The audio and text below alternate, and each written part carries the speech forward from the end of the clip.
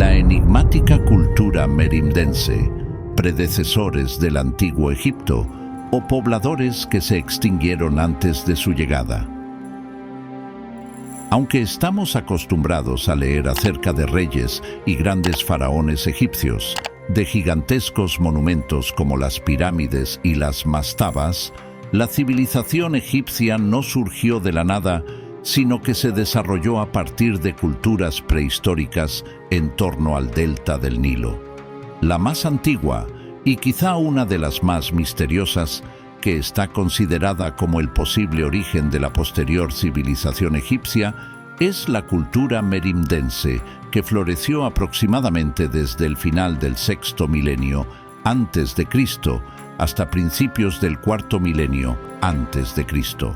Su nombre proviene del sitio arqueológico de Merimde, situado cerca del pueblo de Beni Salame, a unos 45 kilómetros al noroeste del actual El Cairo, descubierto por el arqueólogo Hermann Juncker en 1928.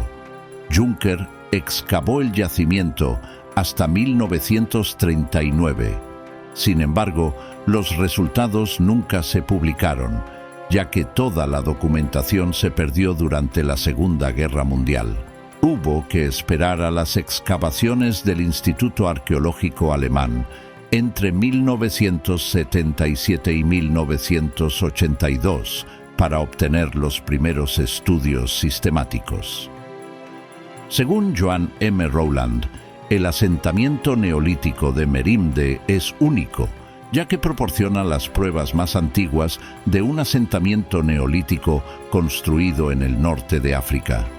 Estaba formado por pequeñas cabañas de zarzo y caña al principio, y de adobe después, de planta redonda o elíptica, y sus habitantes se dedicaban a la agricultura y la ganadería, sin que parezca haber existido una diferenciación social entre ellos. Guardaban el grano en grandes vasijas de 2,4 metros diámetro, enterradas en el suelo y distribuidas por toda la aldea, y complementaban su dieta con la caza y la pesca. Desde el principio, el ganado vacuno era predominante y su número aumentó con el tiempo. La pesca se convirtió en una actividad crucial, con evidencias de caza de hipopótamos, cocodrilos y tortugas, y el consumo de moluscos de río.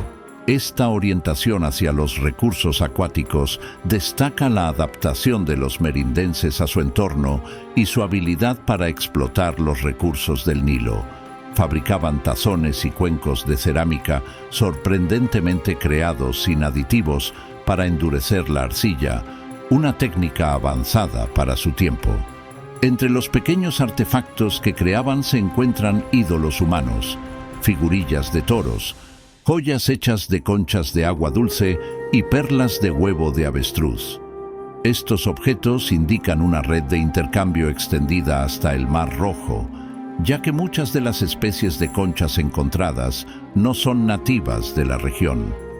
La industria textil está manifestada por las fusayolas, paletas muy toscas que pudieron servir para la preparación de cosméticos. Los adornos corporales consistían en ajorcas de marfil, anillos de hueso, colmillos de jabalí y cuentas de hueso y de conchas cilíndricas o discoidales. Como amuletos se empleaban hachas o azuelas en miniatura, perforadas como colgantes, por cuyos orificios se insertaba un cordón.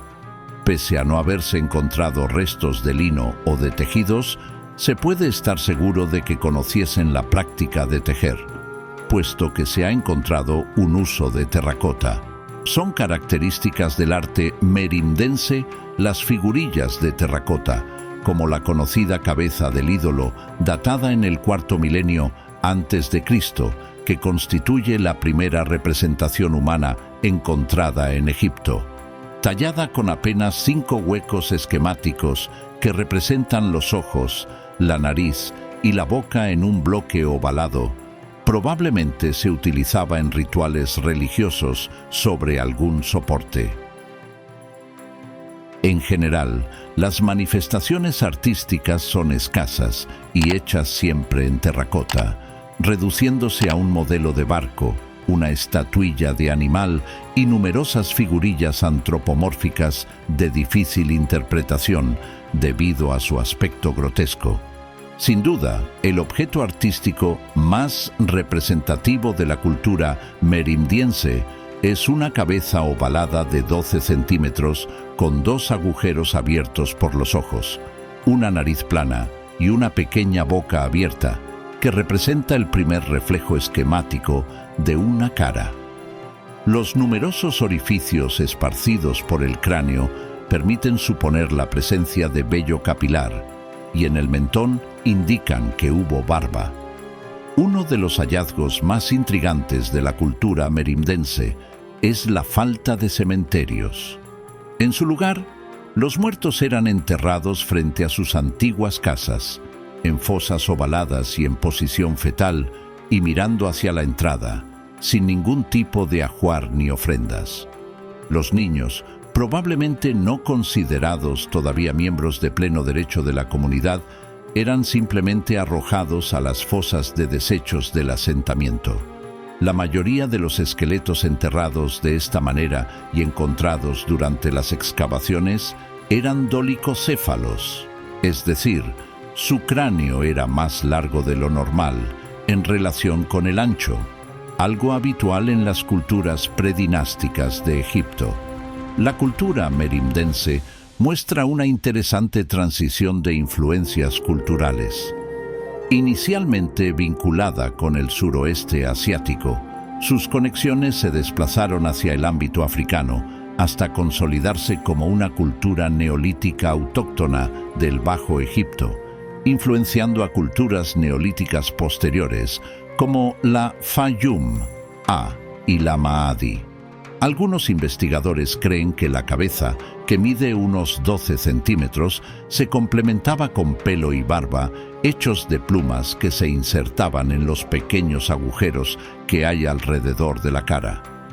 Otras de estas cabezas o caras se asemejan más a máscaras, pero todas parecen haber tenido un uso ritual y son, según Carlos Blanco, de difícil interpretación debido a su aspecto grotesco. En conclusión, nos encontraríamos ante una cultura totalmente sedentaria, que practicaba muy activamente la ganadería y la agricultura, cuya situación cronológica se puede establecer entre finales del sexto milenio antes de Cristo y prácticamente todo el quinto, etapa en la que los muertos, dada la escasez de ofrendas funerarias, parecían carecer de gran importancia.